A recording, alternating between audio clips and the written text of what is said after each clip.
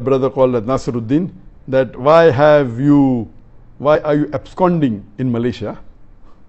I'm not absconding in Malaysia. People know that I'm staying in Malaysia, in Putrajaya. What he may be meaning that why did I run away to Malaysia, or why did I come to Malaysia?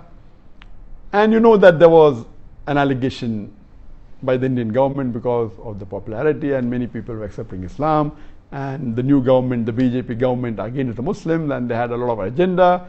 So they laid allegation against me, first on terrorism, they could not prove it. Then they said hate speech, they could not prove it. Then they went to money laundering, that also they cannot prove it. Then they tried to give me a bait and tried to convince me to come back at a compromise, which I didn't agree. Basically, I did hijrah.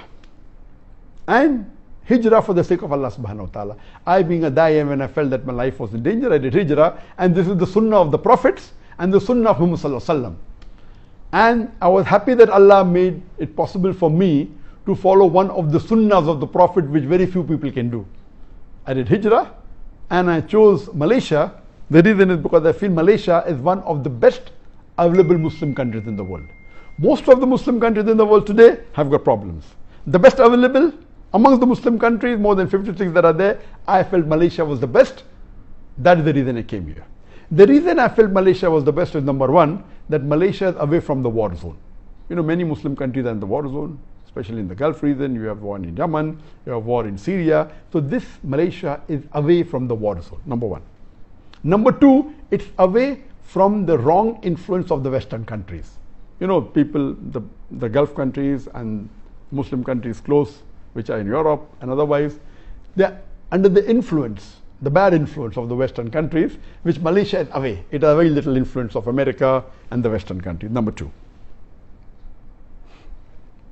Number three, Malaysia is the country which has the strongest passport amongst the Muslim countries. A Malaysian can travel to 185 countries without any visa. This was, I checked up last couple of months back. USA may be additional 2 countries. The highest is Japan, 190 countries. Then is Singapore, 189 countries. Then maybe UK, USA, 187, 186. Malaysia is 185 countries. The strongest passport amongst all the Muslim countries. That is point number 3. Point number 4, amongst the non-Arab Muslim countries, I'm not talking about the Arab Muslim countries, the non-Arab Muslim countries, on an average, a Malaysian, according to me, is a more practicing Muslim than an average Indian or average Pakistani. I do not mean bad for the Indians or the Pakistani, even I am an Indian Muslim. An average Indian Muslim or average Pakistani Muslim or a Bangladeshi Muslim, any non-Arab Muslim, Malaysia is, on average, a Malaysian Muslim is more practicing.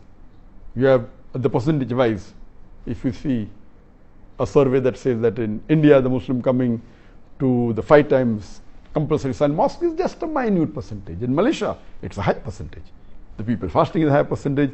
That's the reason, as compared to the other non-Arab Muslim countries, the practice of Islam is stronger. That's point number 4. Point number 5, that in Malaysia, the federal religion is Islam.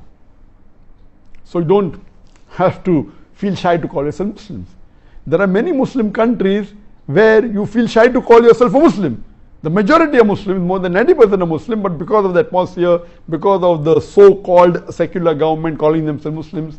So these were the reasons that I chose Malaysia over other countries. I had got requests from more than 12, 13, 14 countries to come and stay there, and I chose Malaysia as the best amongst the one available.